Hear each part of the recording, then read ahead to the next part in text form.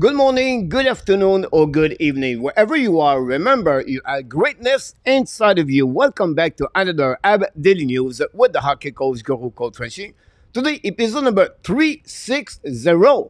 What do you mean, coach? First of all, guys, we're going to talk about the 5 top Montreal Canadiens worst contract for upcoming season. And then another game is called the Montreal Canadiens Habs should or should not. But before we start, guys, we invite you, don't forget, please, to click on the like, subscribe to the Hockey Nation Show, and leave us a comments about this episode. And let's dive in talking about my first subject of the day. My first subject of the day is about the Habs top 5 worst contract for the upcoming season. Let's start with number 5. Is the goaltender Jake Allen signed a contract extension last year at $3.85 million for the next 2 years. And the problem with that is Jake Allen had his worst season in NHL career last year with a goal against average of 3.55. It was his first time in NHL. He got a save percentage below 900. He finished with the season at 891 percentage. This is not good when you think about Jake Allen was supposed at the beginning of the season to become the goaltender number 1. Look like it's going to be a fight now for the spot number 1 between him and Montembeault. And at $3.85 million per the next 2 years, this is a really bad contract, I think, for the Montreal Canadiens. My number 4, guys, for this one is Carey Price. Yes, why is the worst contract? But first of all, guys, he still have 3 more years with his AAV at $10.5 million. We know for the last 2 seasons, Carey Price did not play with the Montreal Canadiens. And what the biggest problem with that is now they have to put him on the LTIR. It's not the best scenario for any team have a player like Carey Price over $10 million to carry on the LTIR. Obviously, for the Montreal for the next 3 years are a little bit stuck with a contract at Carey Price. My number 3, guys, on my top 5 worst contract for the Montreal Canadiens for the upcoming season is Mike Hoffman. Yes, he still have only 1 year at $4.5 million, but Hoffman did not give the expectation for the staff of the Montreal Canadiens the last 2 seasons. Hoffman scored only 14 goals per the last 2 years. And obviously, it was signed to be a really big role on the power play. It did not performing the way what he was supposed to do with the Montreal Canadiens. This is a big problem with the contract of Mike Hoffman.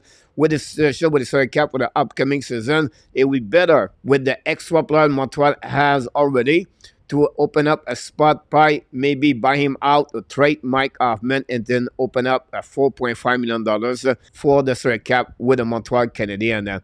My number 2, guys, on this list is Joel Armia. Why Armia over Hoffman, guys, is only because Armia still have a $3.4 million for the next 2 seasons. And this is the problem with him. Armia for the last 3 seasons missed a ton of the game. And he did not performing well. 7 goals last year with 7 assists and 14 points. The year before, only 4 goals. And the year prior that, it was another season of 7 goals. This is not what we expect for players of $3.4 million and play most of his TOI on the 4 line. This is a lot of money to put on the 4 line with only a 1 player like Joel Armia. I feel for me it's a one and the worst contract for the Montreal Canadiens for the upcoming season. Finally, my number 1, guys, yes, it is what it is Brendan Gallagher. Why? Because he still carry on another 4 years at $6.5 million, obviously, with the Montreal Canadiens. He missed a ton of the game. The last 4 years, guys, he missed over 150 games. This is approximately 35 games a plus per season. He has only 8 goals last year. This is not what we're looking for to pay a player like him at $6.5 million. Yes, he's the soul and the heart of the Montreal Canadiens, but at 31 years old and for the next 4 years at $6.5 million, this is a bit too much expensive. Talk about a player is going to play only on the 3rd line for the Montreal Canadiens and possible play barely on the power play number 2. I feel like this is the worst contract for the Montreal Canadiens. This complete, guys, my 5 worst contract for the Montreal Canadiens for the upcoming season. I would like to hear from you guys. What do you think? Maybe I forget the players. Do you feel like another player should be on that list with a bad contract for the upcoming season? Leave me comments below this video. It does conclude my first subject of the day.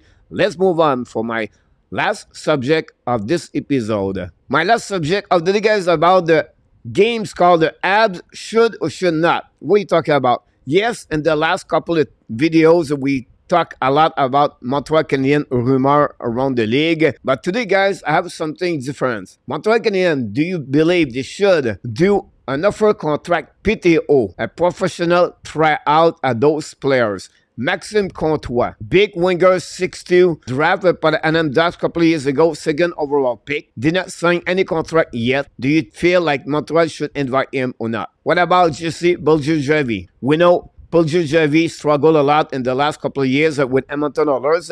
Got traded to the Carolina Hurricanes, did not work properly, and the Carolina let him go. Do you feel the Montreal should offer him a PTO? What about Nolan Patrick? Patrick did not play any game last year. Was it another player drafted by the Flyers, 2nd overall pick? Unfortunately, prone injuries, a lot of concussion. But do you feel the 24 years old should get an invitation tryout by the Montreal Canadiens? Finally, 2 defensemen, both of them are right defensemen. One is Aiden Bear. Did not get a contract offered by the Vancouver Canucks. Obviously, we know Bear have a couple of good years with the Edmonton Oilers before he got traded to the Carolina Hurricanes. Did not turn around again very well with him with the Carolina, and he got traded last year to Vancouver Canucks, and the Vancouver Canucks did not offer him a new contract. And finally, it's Carl Foote, a first-round pick, a draft by the Tampa Bay Lightning a couple of years ago. Big 6'3", son of Adam Foote, got traded during the season to the Nashville Predator, and unfortunately right now he have no contract. Do you feel Montreal should offer a contract to Carl Foote? And that's, guys, 5 fun players I have for you today. Do you feel the Montreal should or should not offer a PDO at Maxime Comtois, Jesse Boljujevi, Nolan Patrick, Aiden Bear, or Carl Foote? This could be another option for Ken Hughes, guys, before the training camp to offer a PDO to Comtois or any other players I just mentioned to you. Leave me a comments, guys, about my game should or should not. And that's conclude, guys, all the subject we have on this episode. Here we go, guys, episode 360. Hopefully you enjoy it. Today we talk about the top 5 worst contract for the Montreal Canadiens for the upcoming season. And finally, we talk about the Habs should or should not. But before we leave, guys, we invite you, don't forget, please, to click on the like, subscribe to the Hockey Nation Live Show, and leave us a comments about this episode. And, of course, we want to remind you, you have greatness inside of you, and we wish you an amazing, great, blessing day, everybody.